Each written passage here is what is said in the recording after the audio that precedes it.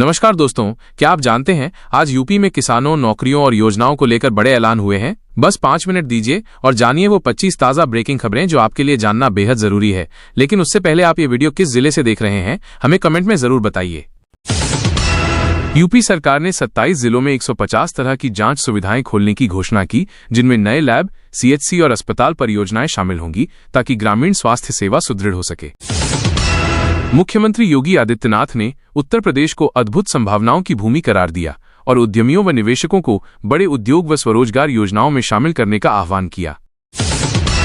15 वर्ष की एक किशोरी जो गोरखपुर से भागी थी, अब जयपुर में गैंगरेप की शिकार पाई गई और दुर्भाग्यवश उसने एक मृत शिशु को जन्म दिया। न्यायिक प्रक्रिया जारी है। उत्तर प्रदेश ने आयुष्मान भारत योजना के तहत अब तक 5.38 करोड़ कार्ड जारी करके देश में अग्रणी रहने का गौरव प्राप्त किया है, जिससे स्वास्थ्य लाभ पहुंच बढ़ा है। राज्य सरकार ने 10 बिंदु निर्देश जारी किया है कि अब पुलिस रिकॉर्ड और सार्वजनिक दस्तावेजों में जाति अंकन नहीं किया जाए ताकि जातीय भेदभाव कम हो सके। संघ और राज्य पुलिस की संयुक्त कार्रवाई में दिल्ली व यूपी के राज्यों में 25 अवैध बांग्लादेशी प्रवासियों को गिरफ्तार किया गया है, जो बिना दस्तावेजों के रह रहे थे। यूपी की महिला सशक्तिकरण मुहिम मिशन शक्ति 5 के अंतर्गत 18,000 से अधिक महिला पुलिसकर्मियों ने बाइक रैली निकाली। महिला सुरक्षा पर सशक्त संदेश दिया गया। प्रदेश ने टेक्नोलॉजी आधारित सुरक्षा और पुलिसिंग सुधारों में राष्ट्रीय स्तर की भूमिका निभाने का दावा किया। एआई निगरानी व साइबर इकाइयों को बढ़ावा दिया गया।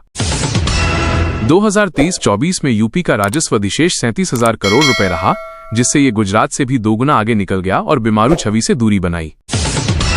राज्य की महिला भागीदारी एमएनआरईजीएस कार्यों में 42.31% तक पहुंच गई है, जो एक रिकॉर्ड स्तर माना जा रहा है और ग्रामीण अर्थव्यवस्था में सुधार दिखाता है।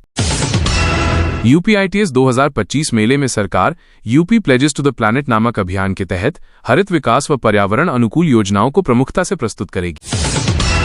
यूपी सरकार ने 2047 तक राज्य को विकसित बनाने के लिए मिशन विकास यूपी नामक दीर्घकालीन योजनाबद्ध रोडमैप जारी किया है, जिसमें 3 प्रमुख विषयों पर काम होगा। मुख्यमंत्री ने कहा है कि राज्य में माफिया तत्वों को वर्चस्व देने की अनुमति नहीं दी जाएगी। अपराधियों को कठोर कार्रवाई का सामना करना पड़ेगा। प्रदेश में अपराध नियंत्रण की दिशा में सुधार की छवि बनाने के लिए तकनीक तंत्रीकृत सुरक्षा उपायों और निगरानी तंत्र को सुदृढ़ किया जा रहा है। यूपी सरकार सामाजिक कल्याण और स्वास्थ्य योजनाओं को जोड़ते हुए ग्राम क्षेत्रों में प्राथमिक स्वास्थ्य केंद्रों तथा कंट्रोल रूम्स की संख्या बढ़ाने पर काम कर रही है।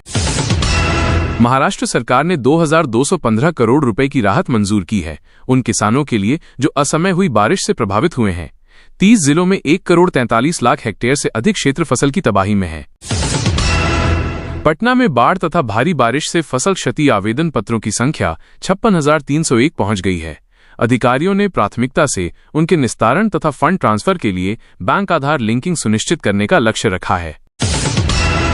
महाराष्ट्र के वरिष्ठ नेता शरद पवार ने सरकार से आग्रह किया है कि बारिश से हुए फसली एवं पशुपालन नुकसान के आकलन की कार्यवाही जल्द हो, विशेषकर मराठवाड़ा सोलापुर में जहां बोई हुई फसलें बुरी तरह प्रभावित हुई हैं। पंजाब में असाधारण मानसून बारिश ने फसलों को तबाह कर दिया है। राज्य के अन्न भंडारों को भीषण नुकसान, जल भरा खेत, हानि की बारिश, खाद्य सुरक्षा कार्यक्रमों पर भी असर पड़ने की आशंका है। लखनऊ में किसान पथ पर एक तेज ट्रक से टकराव की घटना में 55 वर्षीय सामान परिवाहक चालक की मौत हुई है। दुर्घटना से रोड यातायात प्रभावित हुआ। आरोपी ट्रक ड्राइवर फरार बताया जा रहा है। खरगोने के बारवा क्षेत्र में एक युवक की मोटरसाइकिल दुर्घटना में पानी भरी गड्ढों के कारण मौत हो गई। स्थानीय लोगों ने 1 करोड़ रुपए मुआवजे तथा सड़क मरम्मत की मांग करते हुए विरोध प्रदर्शन किया। आगरा के फिरोजाबाद जिले में एक किसान को जीवन कैद की सजा सुनाई गई है, क्योंकि उसने दहेज में मुर्रा भैंस और मोटरसाइकिल की मांग पूरी न होने पर 2019 में पत्नी की हत्या की थी। नाभा, पटियाला में किसानों और पुलिस के बीच झड़प हुई, जब किसानों ने नगरपालिका अधिकारियों के खिलाफ एफआईआर दर्ज करने की मांग की। आरोपों में ट्रैक्टर ट्रेलर पार्ट्स की चोरी और संपत्ति स्वामित्व से जुड़े विवाद हैं। में दिन भर हुई बारिश ने शहर के कई हिस्सों में जल जमाव कर दिया है। विद्युत आपूर्ति बाधित हुई है। फ्लाइट ट्रेन सेवा प्रभावित हुई। कुछ पूजा मंडपों को भी भारी नुकसान हुआ। मुंबई में एक बैंकर को 17.9 करोड़ रुपए से अधिक की ठगी का शिकार होना पड़ा है। उसने एक काम कोलजेवेड आर्टवर्क खरीदी जिसे एक महाराजा का बताया गया था, लेकिन पीछे न्यायालय ने इसे धोखाधड़ी करार दिया। भारतीय सुप्रीम कोर्ट ने एरोड्रम क्रैश की प्रारंभिक रिपोर्ट के सार्वजनिक प्रकटीकरण को अनुचित करार देते हुए डीजीसीए व अन्य संबंधित पक्षों से जवाब तलब किया है।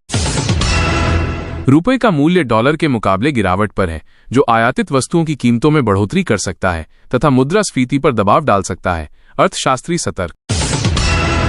आरएसएस द्वारा प्रस्तावित हिंदू सम्मेलनों के नामकरण पर सुनवाई के लिए सुप्रीम कोर्ट ने डीजीसीए समेत अन्य संस्थाओं को नोटिस भेजा है। नामों में बदलाव की प्रक्रिया विवादित बनी हुई है। नेवता उल्लास। दिन 2 नवरात्रि पर देवी ब्रह्मचारिणी की पूजा की जाए। रंग पहनने, मंत्रोच्चारण व अनुष्ठान बताए गए हैं। ये दिन तपस्या, भक्ति और आत्मनिरीक्षण का प्रतीक माना जाता है। 10 से अधिक जिलों में मौसम विभाग ने भारी बारिश के आगामी घंटों की चेतावनी जारी की है। राज्य सरकारों को आपदा प्रबंधन की तैयारी करने, राहत शिविरों एवं अनुरक्षित संसाधनों की व्यवस्था सुनिश्चित करने को कहा गया। तो दोस्तों, ये थी आज की 25 सबसे बड़ी यूपी की खबरें। अगर आपको वीडियो पसंद आया हो तो लाइक करें, शेयर करें और सब्सक्राइब करना ना भूलें। अगली बड़ी अपडेट के साथ फिर मिलेंगे।